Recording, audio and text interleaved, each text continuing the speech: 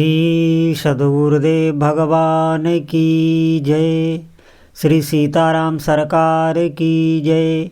श्री राधा रमण लाल की जय। श्री गौरी शंकर महादेव की जय। सभी दर्शकों और भक्तों को कोटि कोटि प्रणाम। सबको प्रेम भरा जय जय श्री राधे, जय जय श्री सीताराम। जितने भी साधक हैं, भक्त हैं, बहुत ध्यान से आप सुनेंगे। देखिए, भगवान के भजन करने में आप नाम जप करिए, अवश्य ही करिए। इससे आपके चित्त में ऐसा विवेक प्रकट होगा जो विवेक किसी भी आकर्षण में फंसता नहीं है। हर आकर्षण से आपको मुक्त रखेगा। कभी भी वो विवेक सोता नहीं है, आप समझें। और जो साधक नाम जप की उस स्थिति में पहुँचे होंगे वो हमारी बात समझ पा रहे होंगे।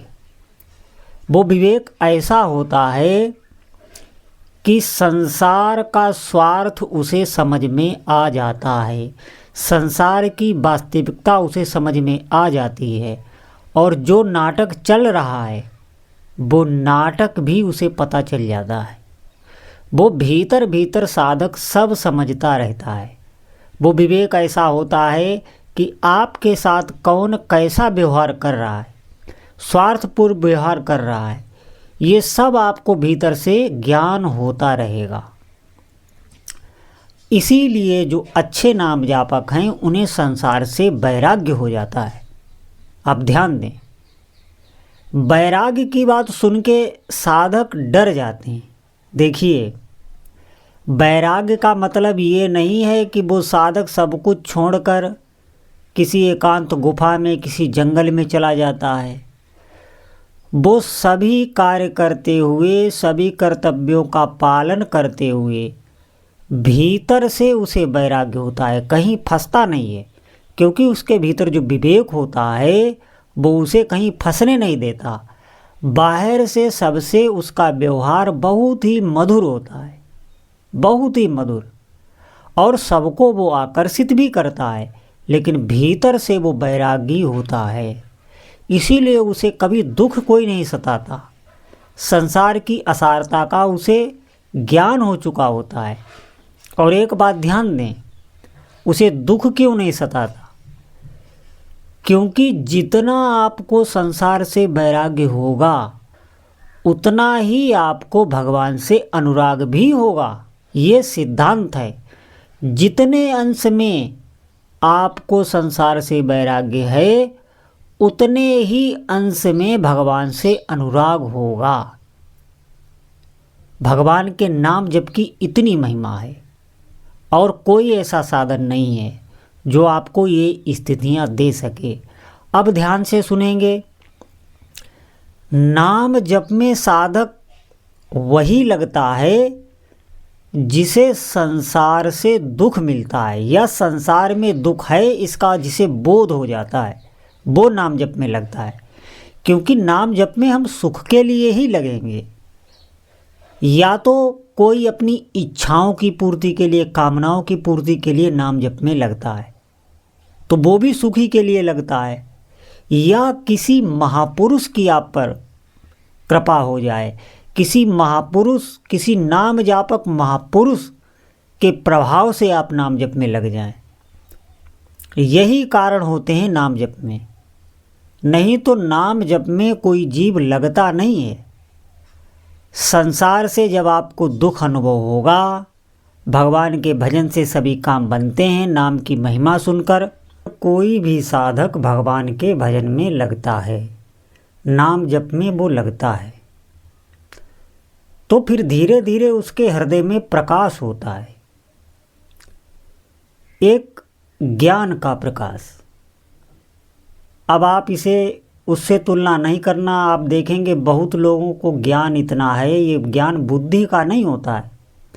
बुद्धि का इतना ज्ञान है, इतनी उनके पास तर्कें हैं कि आपको लगेगा कि सभी शास्त्र इनकी जेब में रखे हुए हैं। लेकिन यही जब आप उनके आचरण देखेंगे तो काम, क्रोध, लोभ, मोह के वो वशीभूत हैं।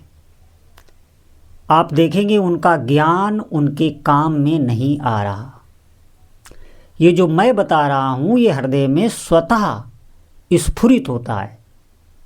जैसे स्वतः ही हमारा भोजन पचता है, स्वतः ही हमें भूख लगती है, जो शारीरिक क्रियाएं हमारी स्वतः होती हैं, मलमूत्र का जो स्वतः वेग होता है, ऐसे ही वो स्फुरित होता है ज्ञान। और वो ज्ञान अंधकार को नष्ट करने वाला होता है। आप ध्यान दें, ये जो लोभ मोह काम क्रोध, इनकी सत्ता ही नहीं रह जाएगी आपके चित्त में। इतना निर्विकार चित्त हो जाएगा। जब चित्त निर्विकार हो जाता है तो एक अद्भुत प्रसन्नता, अद्भुत आनंद का आप अनुभव करेंगे। ये ऐसा ज्ञान होता है। आप चलें तो भगवान के नाम जप में।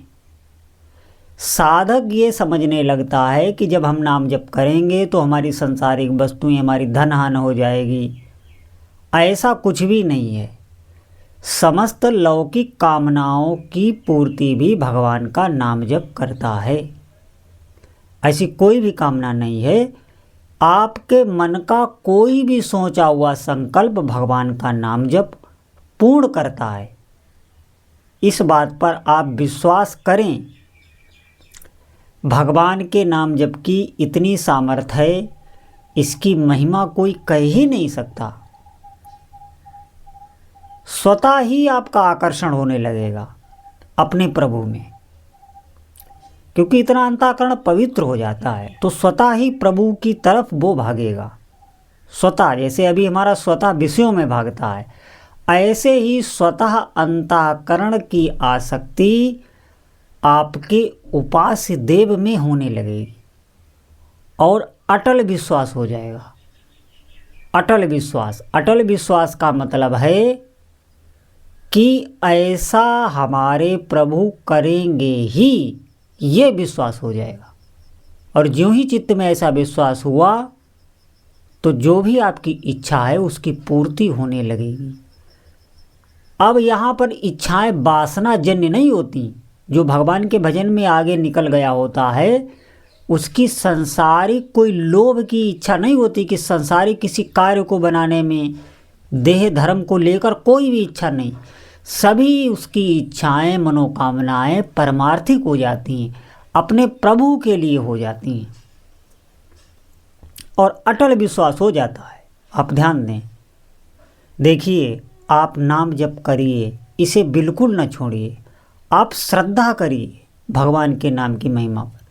श्रद्धा हमें करनी ही पड़ती है। जैसे हमने अपने माता पिता पे श्रद्धा की कि हमारे पिता हैं, हमने श्रद्धा की कि नहीं की? नहीं तो क्या प्रमाण है? हम जीवन पर भी श्रद्धा कर रहे हैं। हमारे सामने कई लोगों की मृत्यु हो गई, हमारे संबंधियों की मृत्यु हो गई, हमें तो बहुत दुखी हो जाना चाहिए था, हमारे भी भय से प्राण निकल जाने चाहिए थे, लेकिन नहीं, हमें भगवान ने जो जीवन दिया है इस जीवन पर श्रद्धा है। आप देखेंगे ये सभी व्यक्तियों की है, चाहे वो साधक हो चाहे वो विमुख हो, हमें जीवन पर श्रद्धा बनी हुई है। हमने वायु को नहीं देखा लेकिन उसका हमें अनुभव हो रहा है। क्या प्रत्यक्ष रूप में किसी ने वायु को देखा है? नहीं देखा है, लेकिन उसका हमें अनुभव हो रहा है। हमारे हृदय में भगवान विराजमान हैं, ये भी कोई प्रमाण नहीं, लेकिन उनका भी हमें अनुभव हो रहा है। और हर जीव को ये पता है कि हमारी अंतर आत्मा में प्रभु बैठे हुए हैं। ये शब्द कहने के लिए है, नहीं तो अंतर आत्मा ही प्रभु हैं। आप ध्यान दें,